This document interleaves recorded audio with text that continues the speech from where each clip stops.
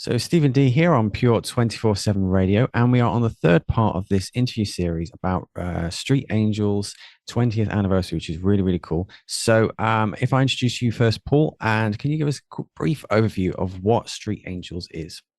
Yeah, so Street Angels, as you say, are celebrating their 20th anniversary, launched in November 2005 as a response to Halifax Town Centre on a Friday, Saturday night, which at the time was known as the Wild West of West Yorkshire. As the church, we just wanted to do something to address some of the issues around those who were or could become vulnerable. It kind of went from a safe place dropping cafe to Street Angels very quickly because of the numbers that wanted to be involved. And yeah, it worked. In the first 12 months, violent crime reduced by 42%. So we kind of became a catalyst for replicating the model across the country. And one of the places that we then discovered was an amazing team over in Northern Ireland that have been doing this, or now they've been doing it for 30 years. Sadly, I don't think they run anymore. And Andy Burns up in Dundee, who has just celebrated his 25th anniversary this year. So they were 5 years ahead of England on this. So I thought it'd be good to have Andy on this interview just to find out about the work in Dundee and the stuff he's also doing in Northern Ireland. Excellent. You're doing my job there, Paul. So, Andy, do you want to come in and let us know what it is you do with Street Angels? Yeah, it's much the same as Street Angels, although we're called Street Chaplains, and we started 25 years ago on the 31st of September in Dundee, and just went down into Dundee town centre, city centre, and we saw the need, as much as Paul has mentioned there, just the need to help folks and to have a safe place and to go out and to just help vulnerable people. And it developed from that into 25 years of work in Scotland and here in Northern Ireland. Excellent. It's really good. It is amazing how you guys have seen something that needs doing and you were able to provide something, and the effects of that, just seeing a need and filling the need, which is a line from a film. Anyway, so what's exactly your role within this, Andy? My role, I'm a coordinator. We have street chaplains in Scotland, festival chaplains in Montrose and Brecon, and street chaplains here in Northern Ireland in Lurgan, which is a town in County Armagh, Ballymoney, which is a town in County Antrim, and in Newcastle, which is a seaside town in County Down. And I coordinate the teams in that work, and also I would go out with the Newcastle team, which is a seaside resort, which can be quite busy at night. So I coordinate the work and just help the teams, train the teams, and supply the finances and also the material that the teams need. Excellent. So, Paul, how did you come to know Andy? So it was really just as we started to replicate the model, we thought, let's have a look and see what else is out there. We'd heard about street pastors who'd started at a similar time as us down in London. So they were starting to kind of grow their network. And kind of a Google search, I think, came up with Andy up in Northern Ireland. I rang him up. We actually went up to visit. We had a few wild nights out in Dundee. Amazing little town. We've been over and done some conferences in Northern Ireland. So we just kind of connected because we're doing very similar work.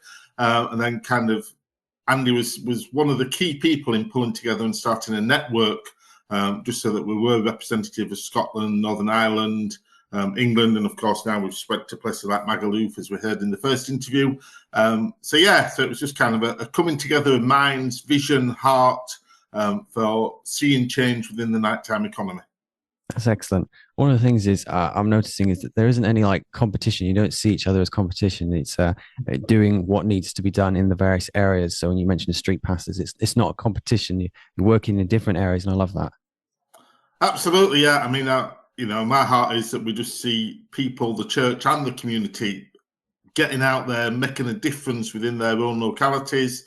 And whether they're under the banner of street chaplains in Dundee, street pastors, street angels, or they set up their own initiative, where they let's support one another, work together, work as one body. I think that's some kind of kingdom principle there, I'm sure, as opposed to building lots of little empires, obviously maintaining our own identities. But let's talk, let's pray together, let's pray for one another, and support what one another's doing. That's excellent. So the question that I've asked each of the guests that have come onto this series is, what's a story that inspires you, or it reminds you what you're doing is a good thing? So Andy, if you've got a story where you just think, this is why I do what I do. I think with many stories. I think I suppose it's seeing young people or folks that we've met on the streets who have maybe been in difficulty or been in trouble develop from where they're at to maybe a form of recovery. Well, if they're on drugs, they come off the drugs, they come out of rehab, and they probably even go to church. Or young people that have been unemployed or struggling with depression or struggling with just everyday life. We meet them on the streets at night. We chat to them, we talk with them, we counsel them, we help them, we network with other organisations, and it's just to see the change in their lives, and that they grow up and they get involved maybe in local churches or in the local community and just go on in life. And I think that's the most satisfying thing that I have seen. Can't really, well, there's so many really that I could talk about, but there's a guy in Dundee who, when we met him, he didn't have a job. To cut a long story short, we worked with him, we talked with him, we helped him, we got him involved with a nightclub actually, and he has become the nightclub manager of 2 or 3 nightclubs in Scotland. And because we knew him so long ago, it has opened doors for us as street chaplains to go into places possibly that we couldn't have gone into, because we've helped him and he recognises us and he says, okay, these guys are fine, these guys are legitimate, these guys are trustworthy, and you can use them, you can work with them, and that's been a success story. And I suppose on a personal level, he's become a very, very close friend. Wow, that's amazing. That's really cool.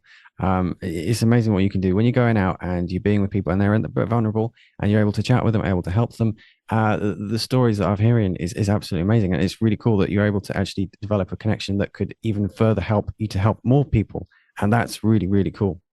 Yes. So thank you so much for joining me, Paul and Andy. This has been a really good series on what Street Angels is doing and celebrating 20 years and also 25 years for, what's your organization? Sorry. Street Chaplains. Street Chaplains. Okay, thank you. I'm so sorry. It's not very professional of me.